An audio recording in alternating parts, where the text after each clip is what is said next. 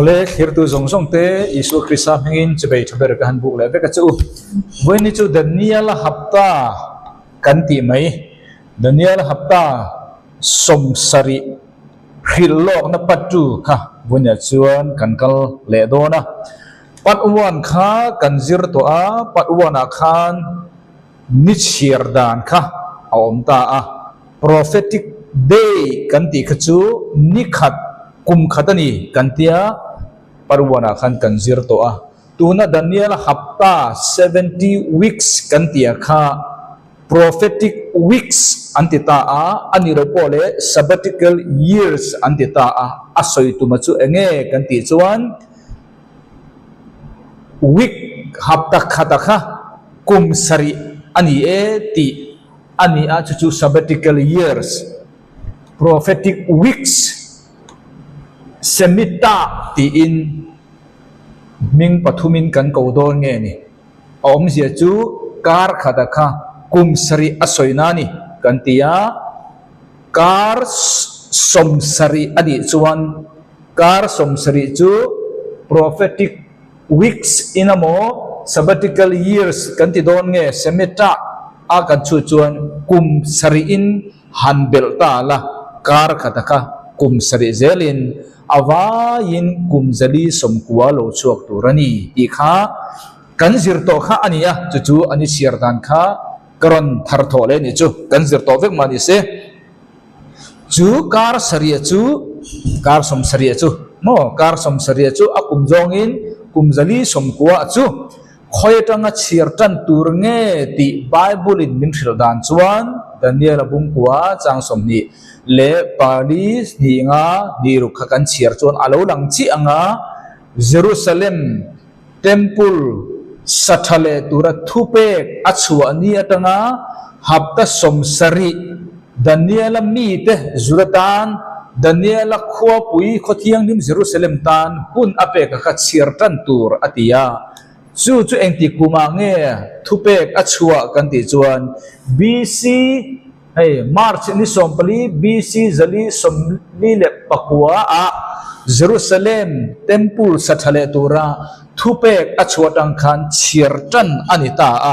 hapta somsari chu chuta chuan anma ni chirdan takin bible zongin hapta sari anita chuminu hapta somruk le pani antile ta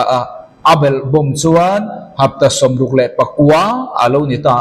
akum zonga han chu chuan kumzali somria le pathum alo hita chu khomi thenge iswa voikhat second coming nilo voikhat alokal calvary cross aron thi thleng kha hapta somsari apek zinga tangin somruk le pakwa kha azau toni kan tiani akum zongin kumzali somria le pathum azau to hapta khata kha alama baka chu hapta khata chu hapta somsari na chi akha ni ta chu tu na ani le thale kumle ti kha kan chiatan danani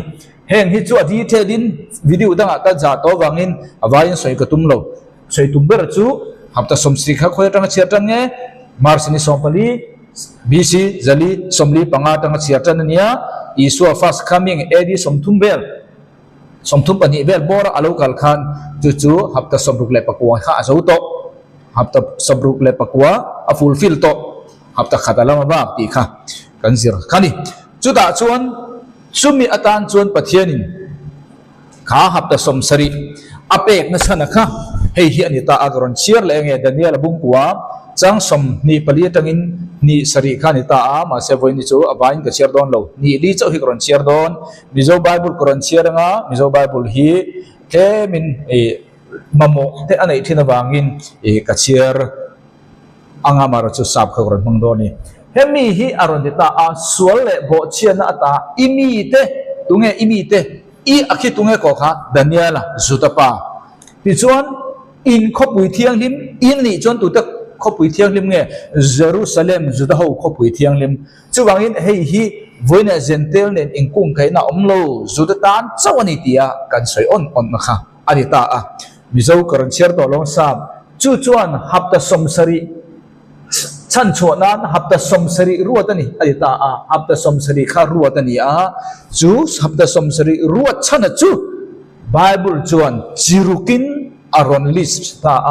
pakhatna chuan enge kan ti chuan to finish transgression, to make an end of sin, to make reconciliation for iniquity, to bring in everlasting righteousness. Ti khenka kan zir to voina kan zir tur chu to seal up the vision and prophecy ti le, to anoint the most holy ti kha voina chu kan zir to ni voina kan zir tur hi pangana le panli parukna ni do na chui ma in voini chau lo thir tan amalam kha in no fe lo ta kin kahan noi nong le do ni reason paru achan paru hapta somsari apek na san kha om ta pakana chuan to finish the transgression tinita hei enge juda ho tan chok kha ni ta boina ke ni an kum kai lo kan ti to kha sentel ko ran an kum kai lo juda tan chok ni ta hemi enge soi tum tak kan ti chuan ti tiau tu ten om kan ti khani kum sari har san chunga ti tiau tu ten om sakol khan antichrist khan mun thiang lim dara ama lim siamin kha mun thiang lim dar temple kha ati bor bang do na sumi ti to na tur chu ani pakhatna apani na chuan to make an end of sin ai ta hei hi enge kan ti chuan juda ho mimal te te asual na kha ti ba na ni do na ni engting mangin mo ran in thoi na kha kum sari har san na le chunga khan temple an nei tla to do na wangin chuta chu mimal te te sual anam pum sual po lo juda ho mimal mal te sual ti ba na niang ran in thoi na kha thar tho le turani kum sari har san chunga apathum na chon ange kan ti chon to make reconciliation for iniquity anita chumi chu ange kan ti chon pathian in Israel nampum pui anampum huwa bin to don chu pathian in rem na an siam lenga Israel nampum pui kha har na revival lo thenga ruwa nu nung lo theng don ni ka tia zirti na dang ka pe to chu da chon abo bang om lovin adam chun kum sari har san chunga Israel mi bo bang om lovin adam chun ka chom piang thar mek don thakani ta chu ta ka chu apathum na khani apalina chuan to bring in everlasting righteousness chatuan felna khwelu turin anita pathian in thuthung thar kha juda ho ne khan asiam don ani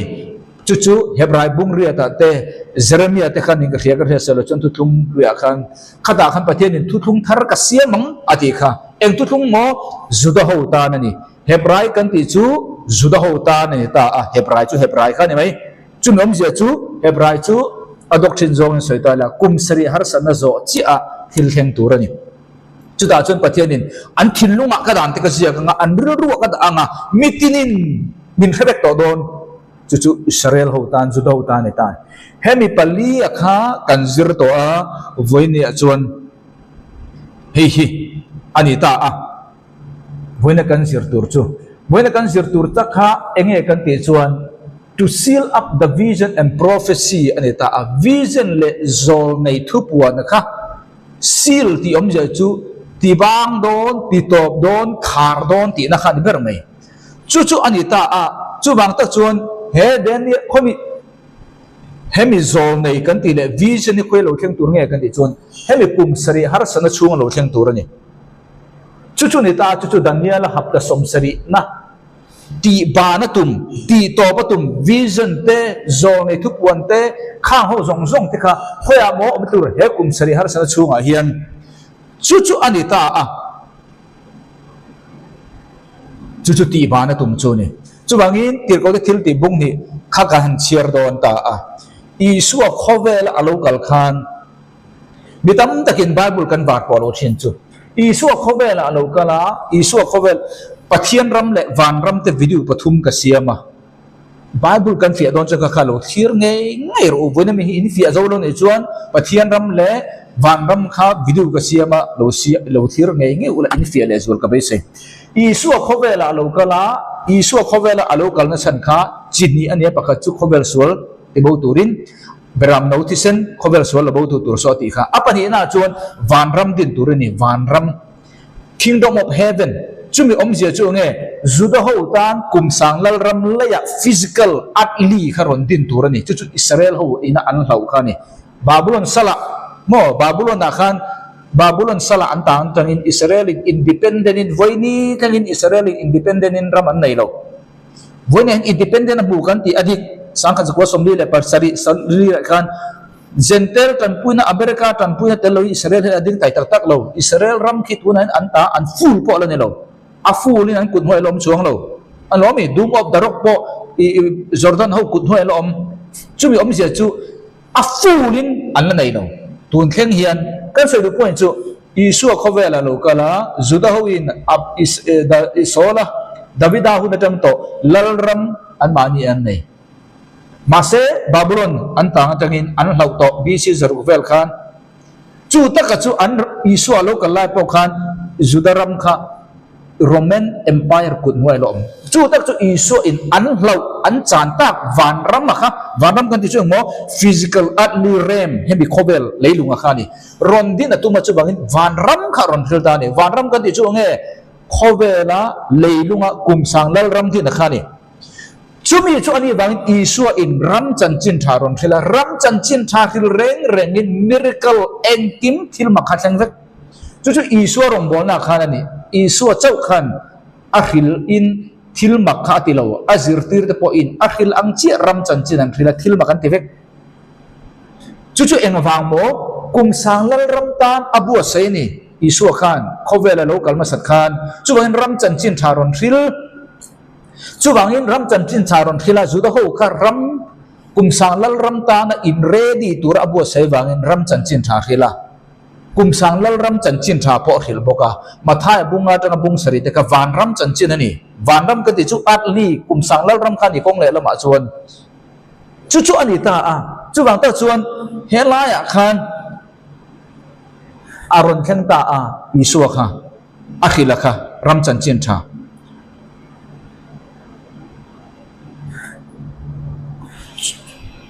chu wangin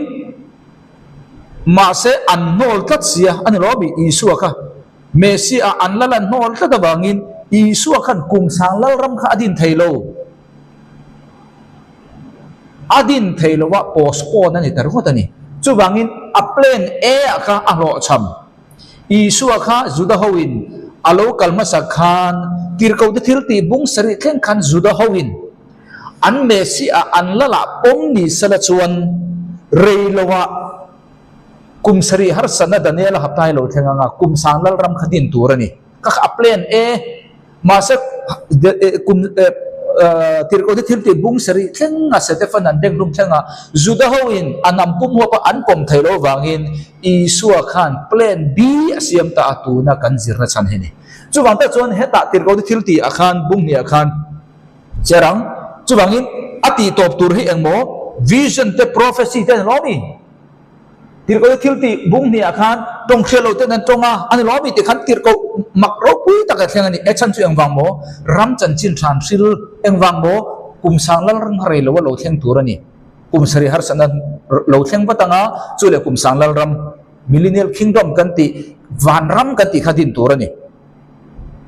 mase a thlen lo na san chu anam pum huwa pa Isu kha mesian nol wangania chu wang ta chuan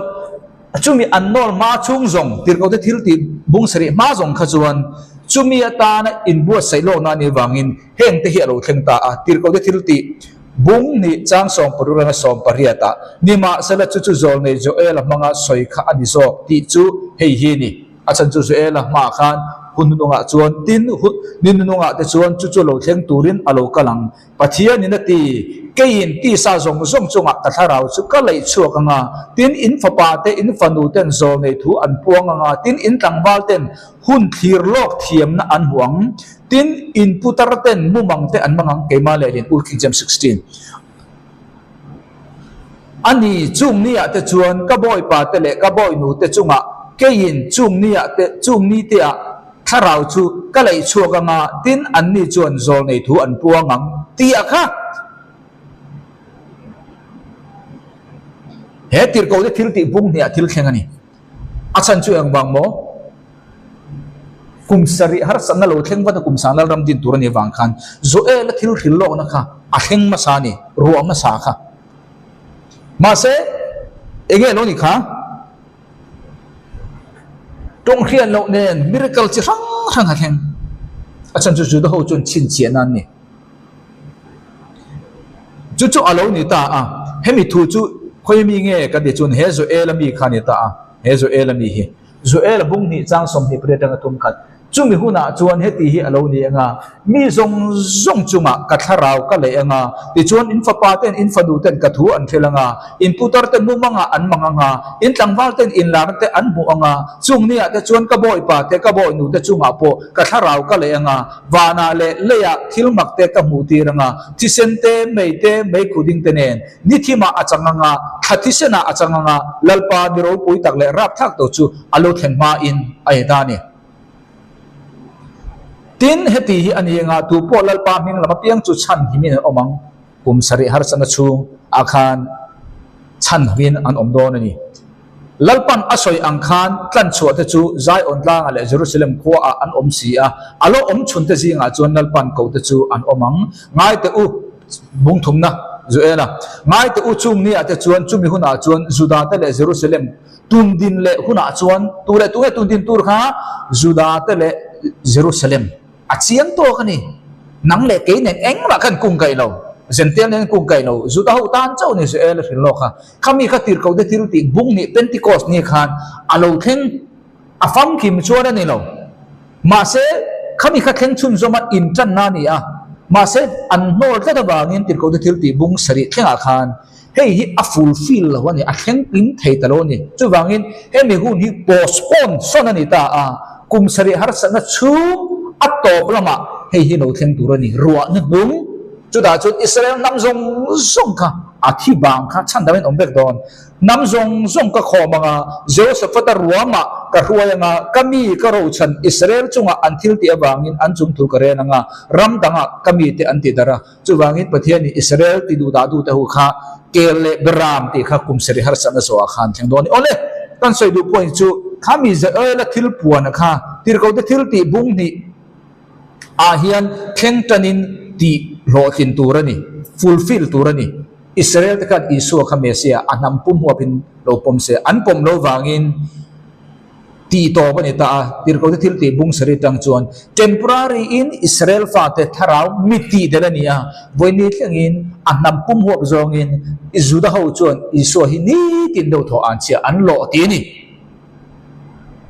chumi chu postpone ani ta a chumi inkar chung chu ko khan voina nang le ke hi kan lo ni ta khati khan kan thre in kan ring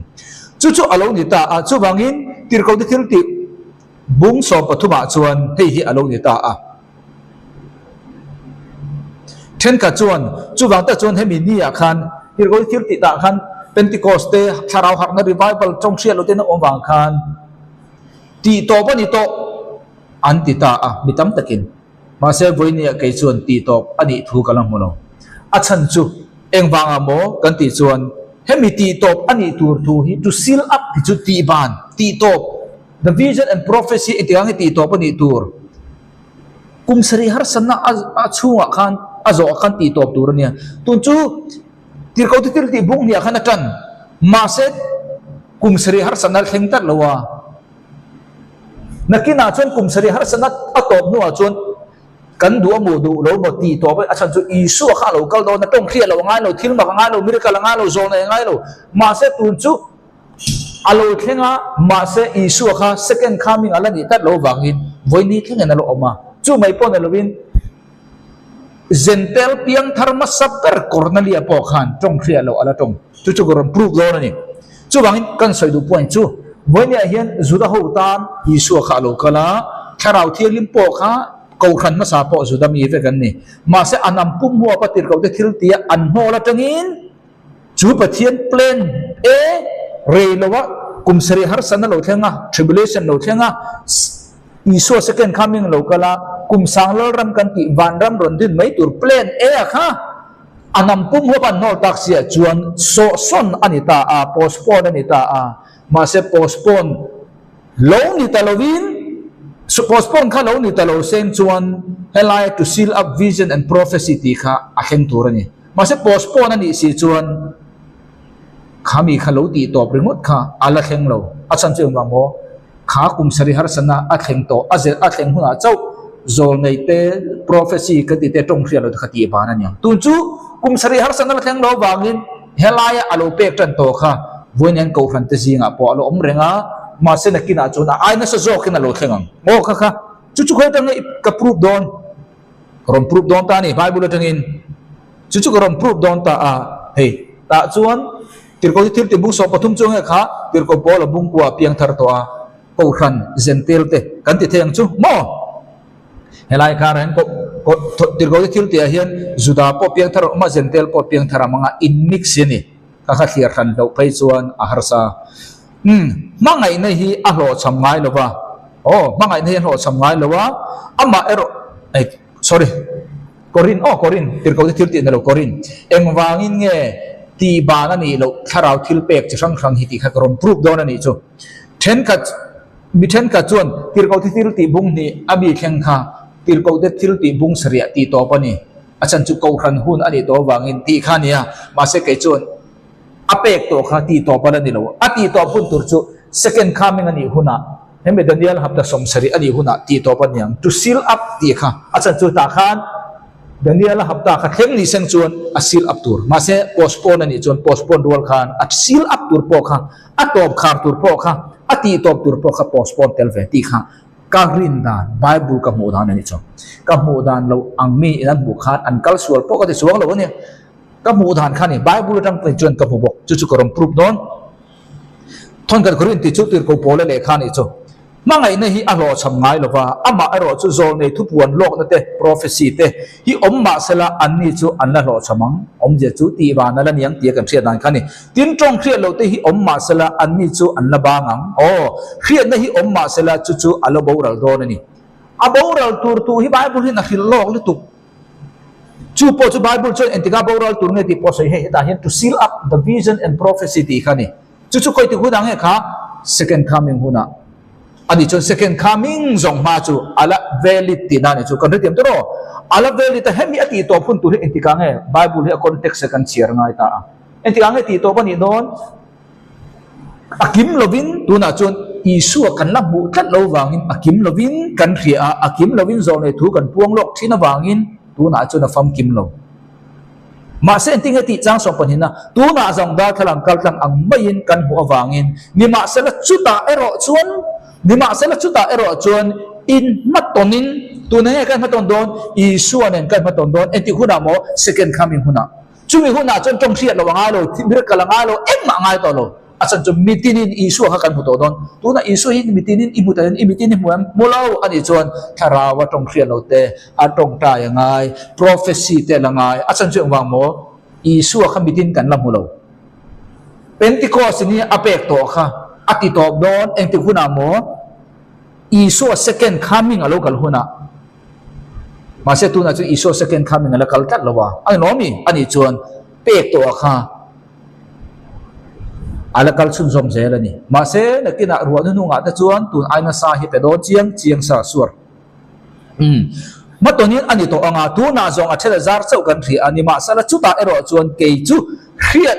kani ang chi in ka chiang ve to ang nakina chuan chiang takin vana rep char kan ni huna mo second coming a amo isua ma chona kan huna chuan tong khriat lo tharau ne na ba biak ngai to lo tu na nang le ke tu na kan be ang chiang kan be dor wangin khang zong song vision prophecy tong khriat lo healing healed miracle zong kha ai to lo asan chu kan mamo to lo tu na nang le ke chuan isua mi ta kan na mu lo wang le ya kum sang le ram ala din lo wangin kan na mamo ni chu chu ke chon bible ka phu da na ni kha kha ni ta chun ka de han kan fi en garing chu da chuan hei khami ba khan kan kallok tir ko ti thil ti bung ni kha ni ta pentecost lo thenga isu kha juda te ta na lo kalani ama sa in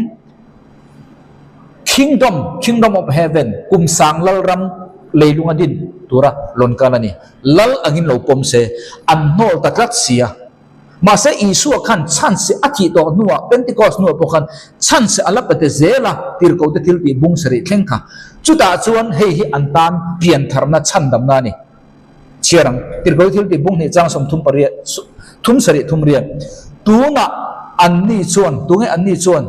Judah ho Isu kheng be tu ho anni chuan hei hi an ngai thak lain anni chuan an thinlunga chun alo ni ta a tin Peteran ne na le tir ko dang te ne na chuan an soya mi pa te le una pa to u eng tin ne kan ti ta kang engai Peteran na soi ama kan chiar chuan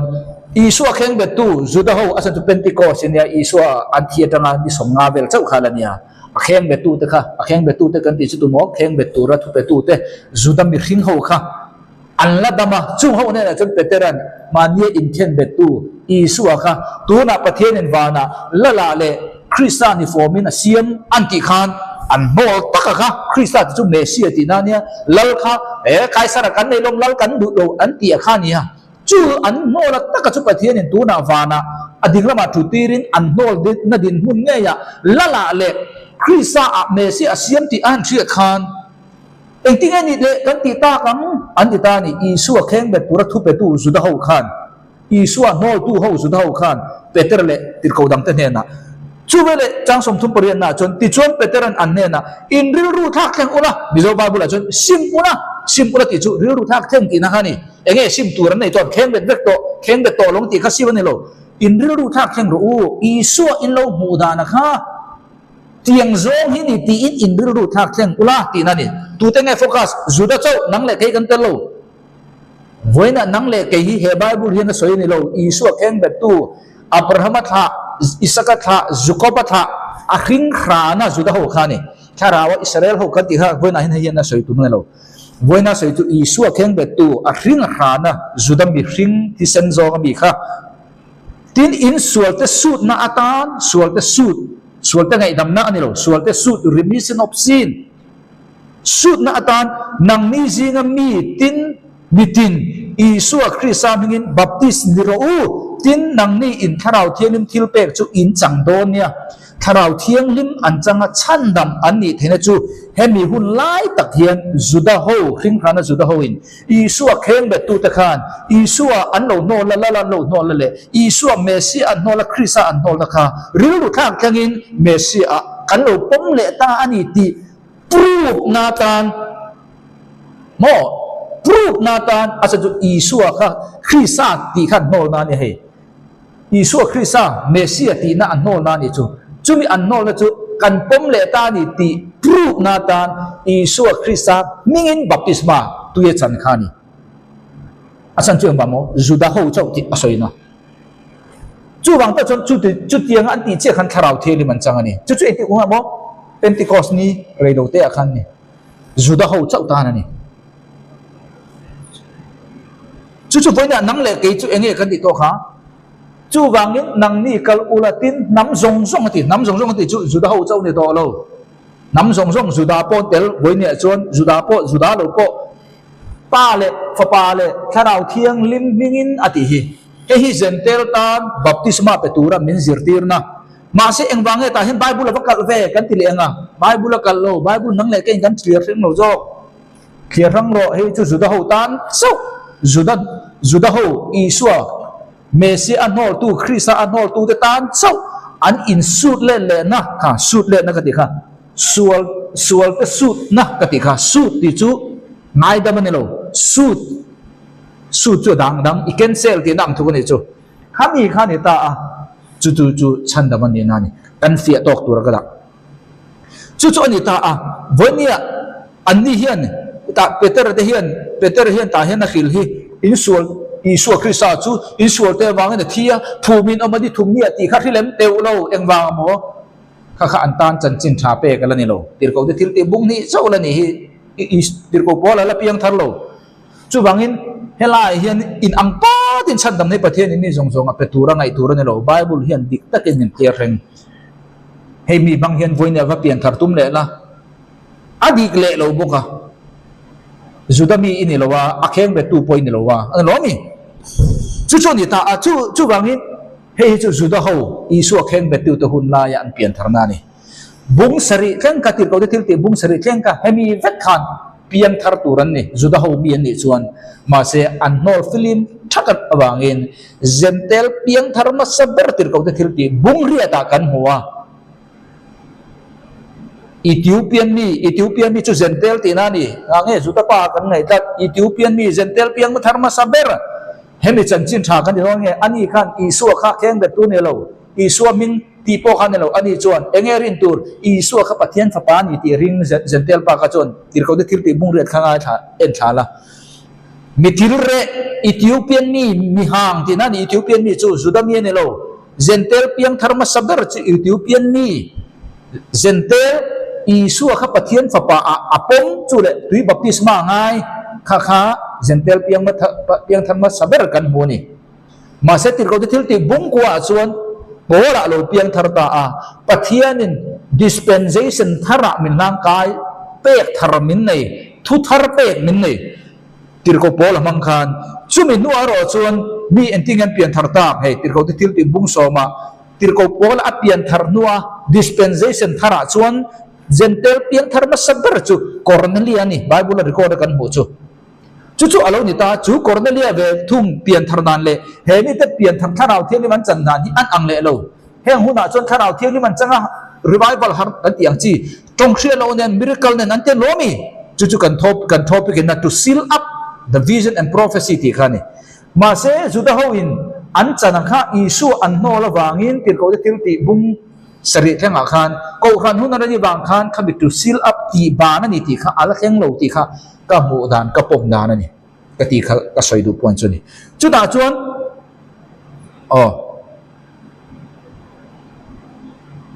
chu da chuan hei tir ko til ti bung so ma chuan bola piang thar to a dispensation thar thu thar pe kan ni ta a isu hi pathian fa pa ni ti kha pian thar na ni to lo isul te simla ti iriru tha kheng la isu krisaming baptisma ti kha pian thar na ni to lo juda bi kan ni lo dispen kha system kha tha ka ni hun kha tha ka ni country ti mem hun kha tha ka ni dispensation thar ni chu da chuan pin ko polam hanga pian thar ni to nu chuan zentel pian thar ma saber ka hi lo ni ta Cornelia ne na atol zong in tir ko polen ama ne na chuan zong ne zong in hriat pui tu an pe a ama mingkal tlanga tu po ama ringa piang in sual te sun na andong ang tu na chuan ama ringa piang ni le to he da chuan ring ti khata chin in bumya lawang sorry he da chuan an ring ti kan bumya lo hi an bil run thak ang isu kha an mu dan thak ang chu vele an sual su na tan baptisma chan khan rin po kan mulo ne ta hian ta chun rin angai sual su na ti po kan mule to mi long ta chun kal tlang tu po ama ringa piang in an rin awangin sual su nan mu he ta chuan an sual su na tan tui baptisma ngai hela e chuan an rin awangin an sual su ta ni zo adang lam dei to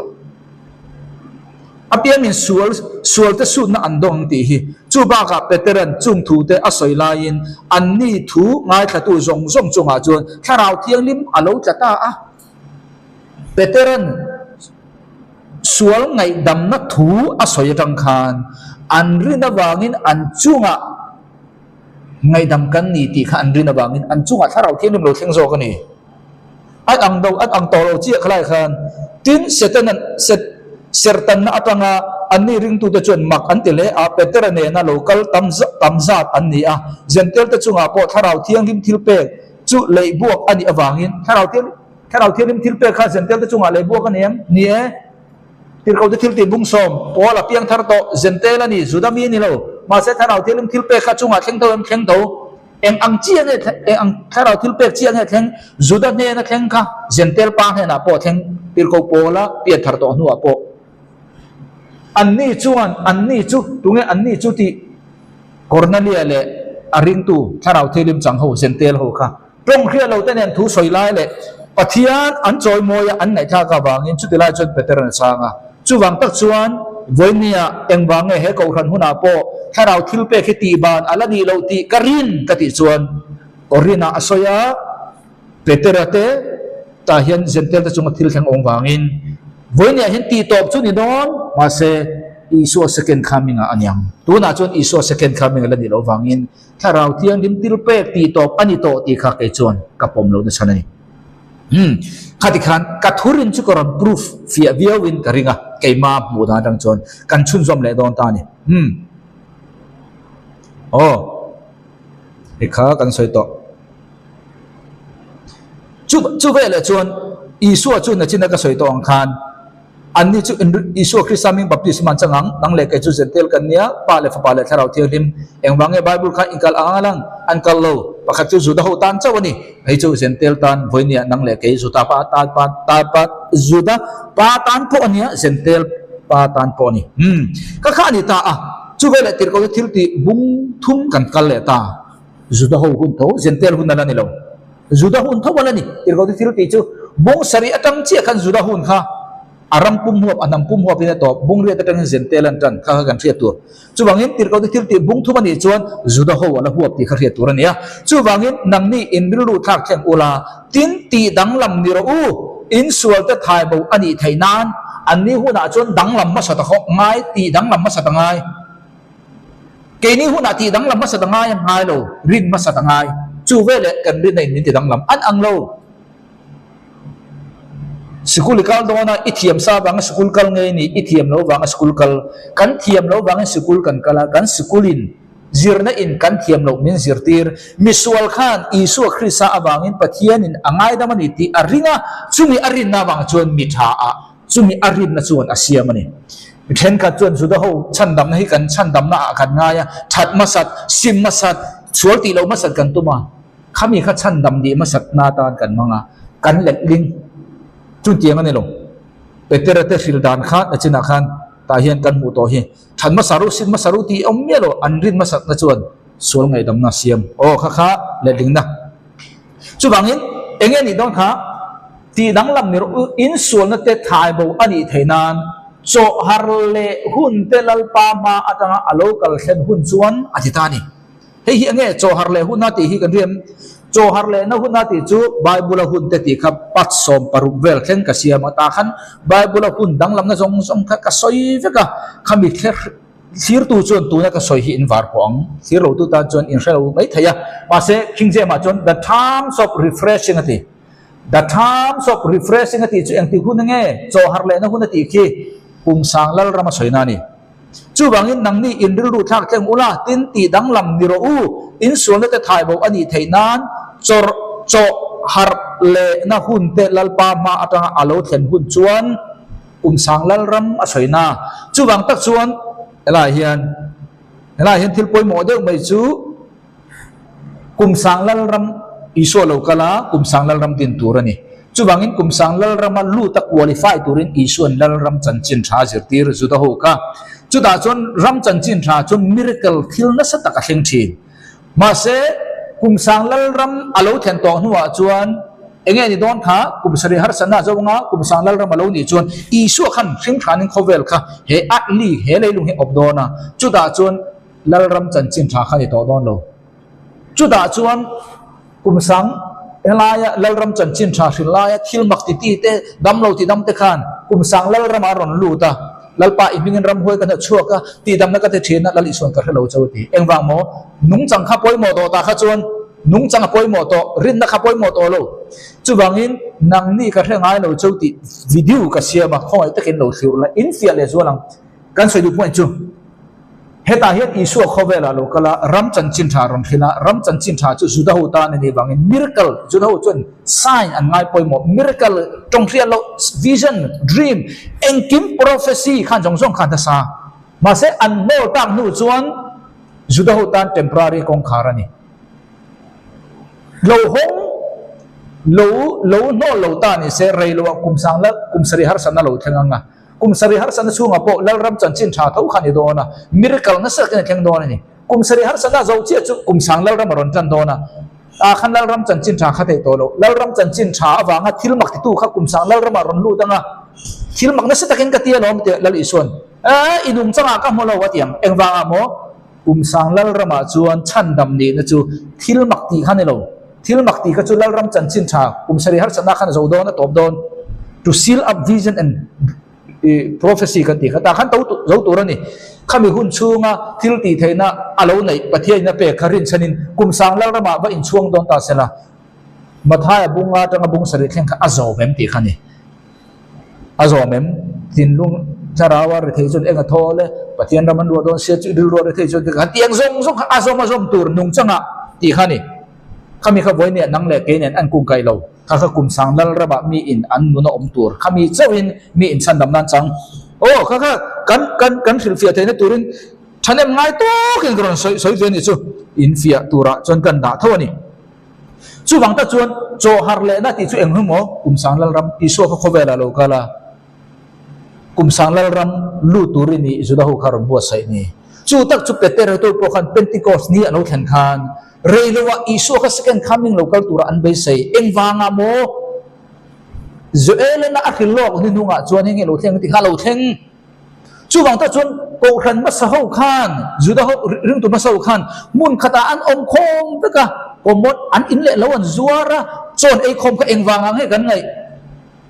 an lung rol pat pa da mi kan ngai wani eng wanga ko khan kan ti ve to lo an ni hun lai an ti chan chu reilowa kum sari har sana lo theng tura an be sei chu wanga ko khan ma sa ho khan an nei zong zong te zuara lung ruwa la mun khara om san kha o zo ela tu khillo kha lo theng a ani om je chu kum sari har sana hi alo theng nai ni ti kha an rin wanga ni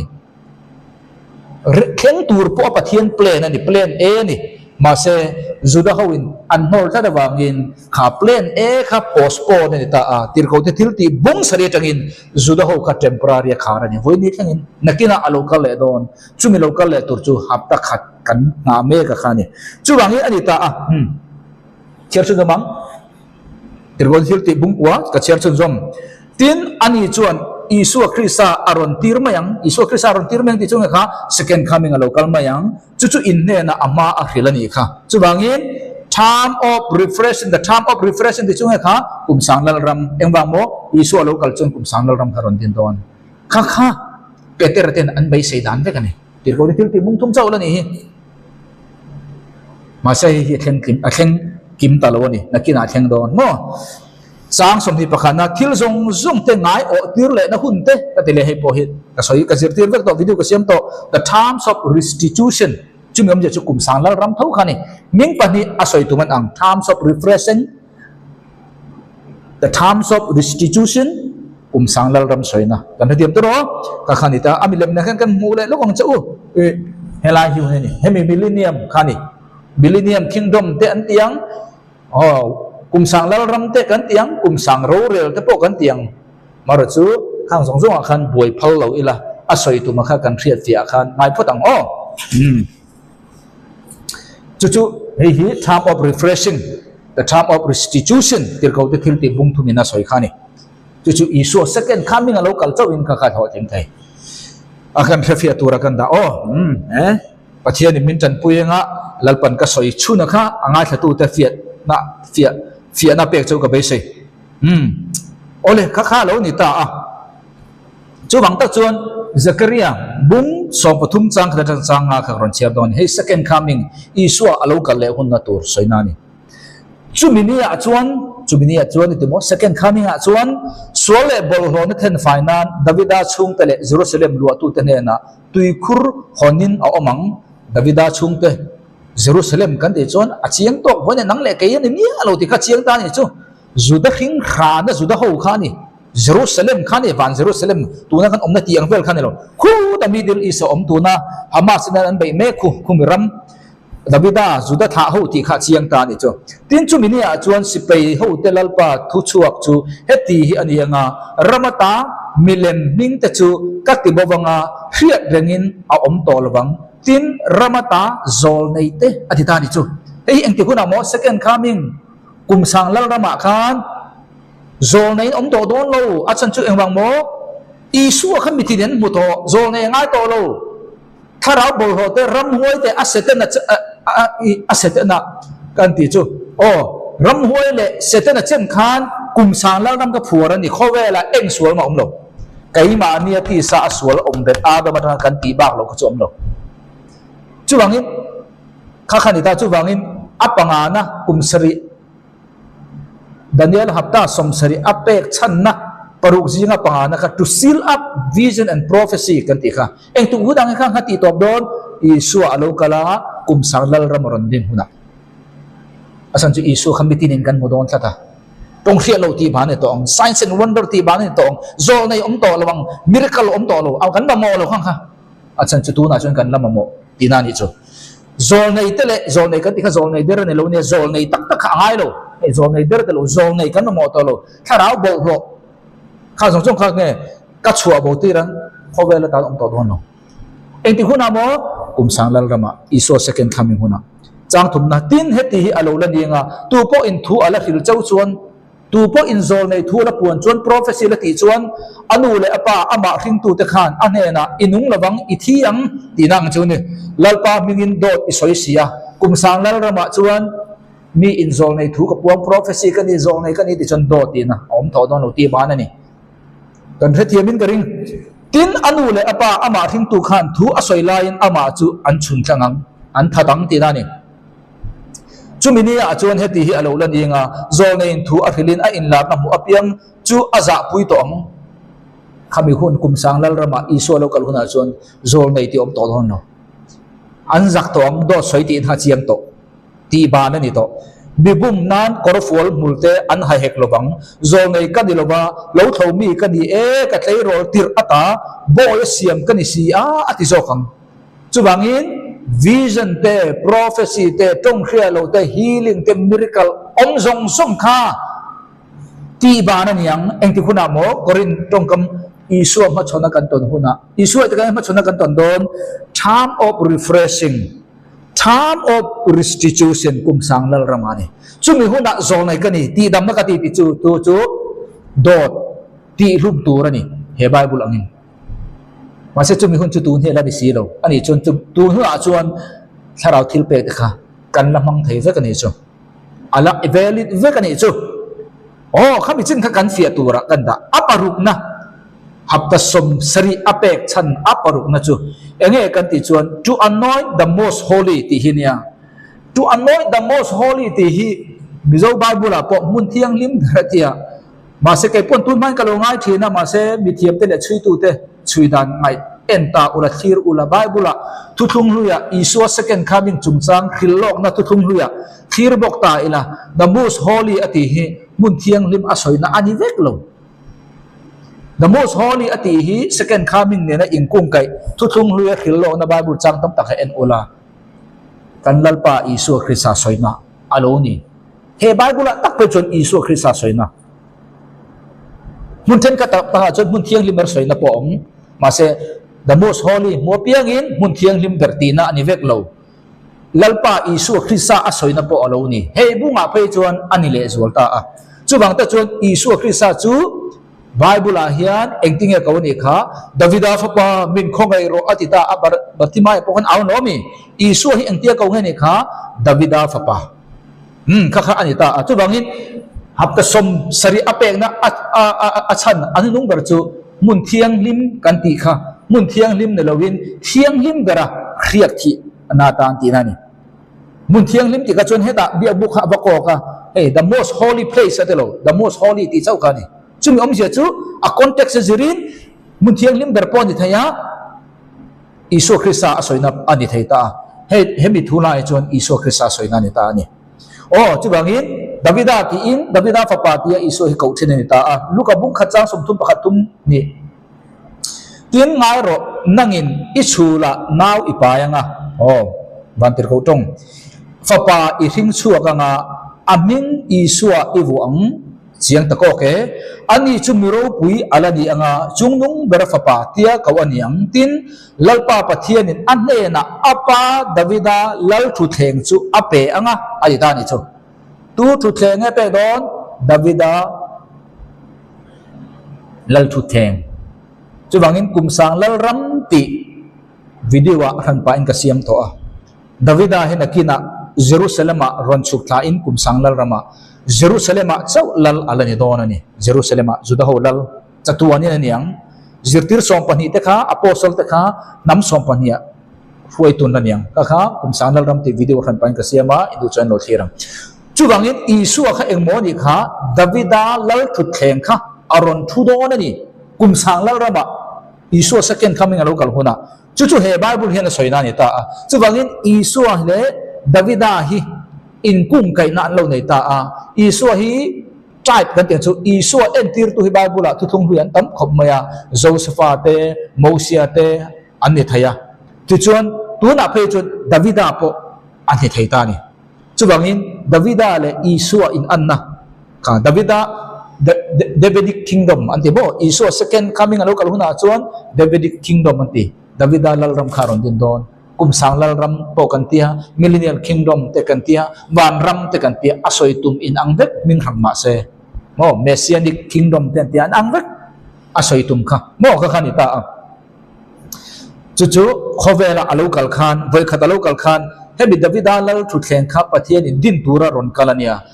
an no lawang khan plan a kha a ho cham chawani plan b tu hi kan kal mek ta reilowa plan b hi aron ho thing don ta ni rapture nuwa chu bangin davida le isu hi ni anna tam takan na ya chung ta chu lo thir lok teng pakhana chon davida le isu hi juda tham ve ven ni mo lal chi an ni chu ti chuan an pani ni hian bethlehem an piang ve ve isu le davida hi ti chuan an pani ni hian mi ho sat tak atanga nu le pa tanga lo piang an nelo re thei han ti la re thei changdang char chu an ni chuang lo ma se mi normal tak nu le pa tanga lo piang ve ven ni ti chuan an pani ni hian ral do mi ve ven ni isu pon rem leng tir tur lo kal kan lo khan dai leng tir tur ti kha bible na sai danin ti chuan an pani ni hian davida po lal ania zol ngai ani boka tuna hian isu po zol ngai ania lal ani bok don ani lal ani na chin po na kina kan soyang ring tu mi mal tina chuan lal ani tu na po ma se na kina chuan leinunga lal alan don chu bangin davida nen an na kha kha teng khan ti chuan an pani ni hian beram pu ni ve ve kan hel tur kan nei lo tur kan da an pani ni in an mi te na an no lan ni ve ve a ti du da ni ve ve bok davida po mi te na no la ti du da tha tu ma ren khani isu po chu chia ti chuan an pani ni hian atopa ne na chang ve ve tu ni davida po topa lala ni tho isu po na kina kum sang dal rama second coming tan lala ni don chatuanin ti chuan an pani ni hian israel ram chunga rorel tu op ve ve tu ni israel rama mo pani ni in op ve ve tu ni kha kha an in anna ania ti chuan chumi jinga chuan davida le isu krista hi i israel te hi mo israel te hi anam zong in anam pum hopin lal litur le lal tele optu nitura pathianin arwa manani pathianin antan ruwa manna anayani ti chumi turata na pathianin athan soi tiang isu le davida hi pathianin na khiak thi ani engata na khiak thi nge anni kan ti chuan israel nam hi pathianin optu le lal nitura athan inni e sumi atana than inni eti khil tur le khiat tir tura khiak thi an ve ve davida le isu hi chu ni ta chu in annan ni chu da chuan davida le isu in anna te te kan soya tuna an le zolna i han khiram apakhan na chuan davida hi ama sabberin khiak thi ani na chu bethlehem a khiak thi ani davida voi khat ama sabbera khiak thi ne chu no pangte ani la ya voi khat khiak thi chu bethlehem ani samuel apakhan na bung som paruk chang so patanga som pathum tin samuel a chuan jesaiah ne na heta hian ifate an om kim vekem atia ani chuan anopang ber alo oma ngai te beram aveng ani atia tin samuel a chuan jesaiah ne na vakauti ro khai alo thlen ma lo chu ka kil don lo ani atia chel chu mang chu ti chuan avakauti ra aron huaya ani chu sarveng bong mit meng moi tak mel thatak mai ania tin lalpa chuan thona khiak thiro hei nge hi ani atia chuti chuan samuel a chuan khiak bom ki chu ala a anau te zinga chuan ama chu khiak ka thia ti chuan lalpa tharau chu lalpa tharau chu chumini atang chuan na satakin Davida chunga alo thengta a chu chuan Samuel chu thowa ramak wakal ta voi khat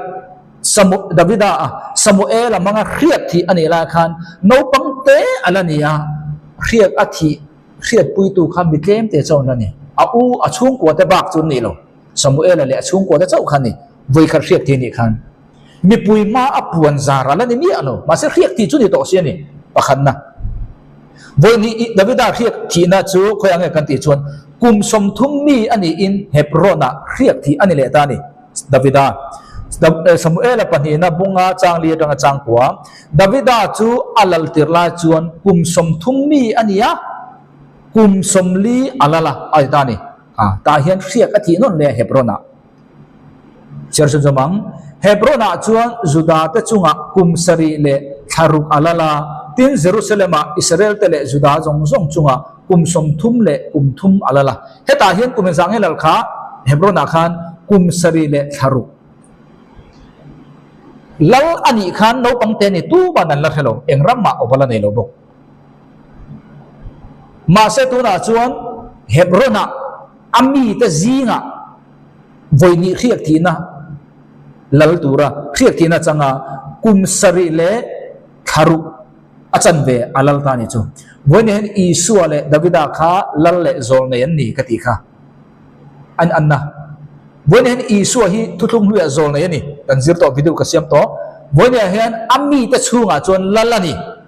ma se na kina leya lalani tur hi ala thleng lo chumi zo na chon Davida ne pon ang mo kan tiam tro Davida po tu na chon ami te chunga chau lalani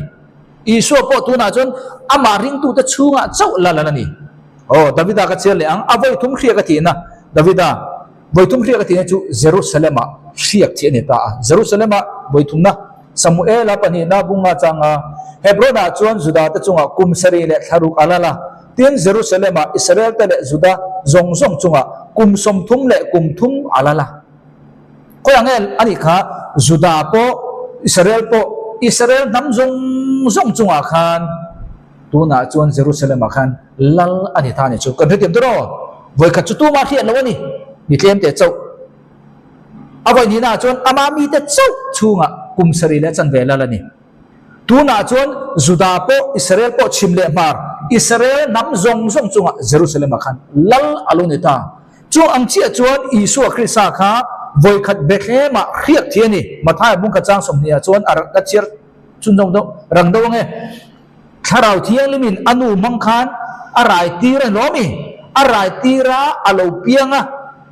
tu te na chau nge Isu apoi mo zia khia tirri kha beram pu te na chau engwanga mo Isu kha lalani thu kha bi jong jong na khia tir turin ama khalen ready lo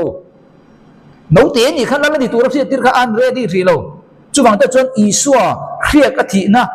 voi khan na kha a kha tu chu tem te chawon la ni I Davida po voi kha khia thi ni khan ala in ready lo wangin tu ma khia tir ni lo ang chia khan Isu po voi kha khia thi na kan thia min ka ding a voi ni na chu Isu kha kum som thumani in Jordan luya khan khia thi ni le chia ani lo mi Davida kum som thumani in Hebrona khan khia thi ni la ni kan ti kha Isu po kum som thumani khan Jordan luya khia thi ni Jordan le Hebron in hai te nin ti hei hi ka fa pa kalom em chu ni thungai ru ti ka voi ni siak thi na ni ti chon a voi thum na chu Isu Krista hi second coming a local huna chon Jerusalem Davida po Jerusalem khiak thi nia Juda jong chu alala niang khan Isu po second coming a lo ni huna chuan Jerusalem khian khovel ram jong Jerusalem po opin lal aron le don ni Davida ang chia khan chu Zakaria bung som pan hi chang som ma soita a tin Davida chung ta chunga le Davida chung ta chu tu kha Juda ho Jerusalem lu tu ta chunga chuan khongai na le din na tharau ka lai anga tin an chun na chu min ron enang tin an chun na chu min ron enang tu te et tu tur kha Juda ho khoyang he Jerusalem tungen en don an chuna tungen chuna kha Mesia Isu khan enang chuwang he la hian he Bible hian a soi hi anung le ma ka chiar ta la Jehovah soina nia Jehovah chu an chuna kha cross ya an chuna kha ni tin mi in afa nei chun asun angin an sunanga mi in afa tir chunga atur angin an turang tungen en tur kha an chun pa khan en tungen chun pa kha he Zakaria na soina chun Jehovah kha ni eti khuna nge kum sang lal rama iso second coming local huna iso hi lal aron ni in riak thi ni don Jerusalem Jehovah chu Jehovah chu tu puan bung kha chang sare chon Jehovah kha thu chi kha elaya Jehovah tia record kha e Bible pu pu chir chen huanga tu puan a chon bung kha chang sare Jehovah kha tingen ni chon soi vele ngai tu ani chu chum tenen a local do ne second coming tin mitin rengin ama chu an muang second coming a chu mitin rengin mudon rapture chon tu manan mudon lo ta chon kan mudon tin an ni ama chun tu te ngei po khan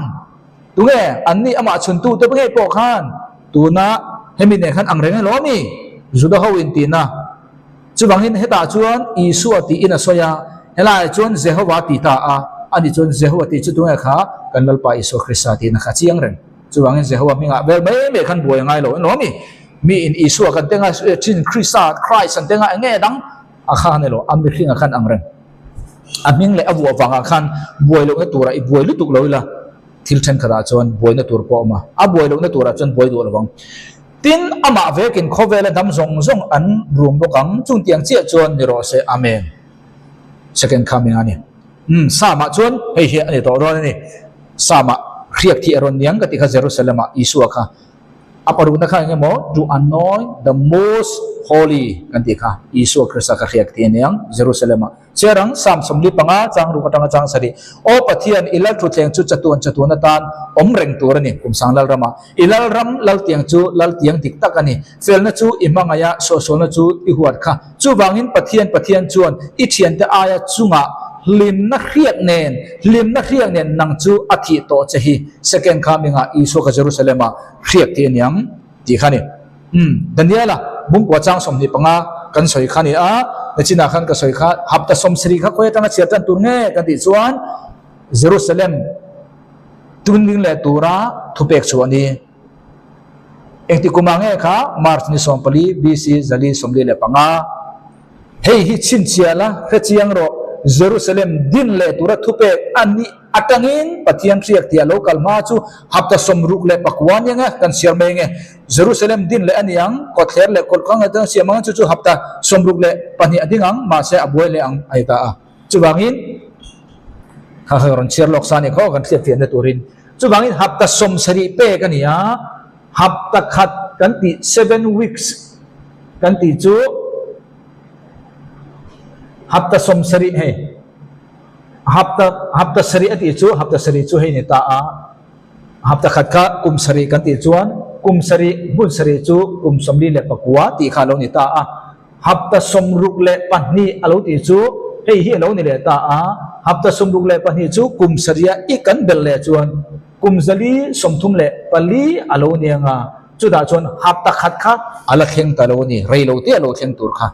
chumi pani chu han bel tai la kum zaru sorry hapta somruk le pakwa alo ni ta a hapta somruk le pakwa chu kum zali le somri le pathum alo ni ta a BC zali somri le panga Jerusalem temple abik le zuala sakton temple sa chatura thupek chuani tanga chut khan hapta kum zali somkwa hapta somsari jinga hapta somruk le pakwa kum zali le somri le pathum zo to a kum sari hapta khat kha tuna hian kan hak bek reilo tia lo theng tur chuni kha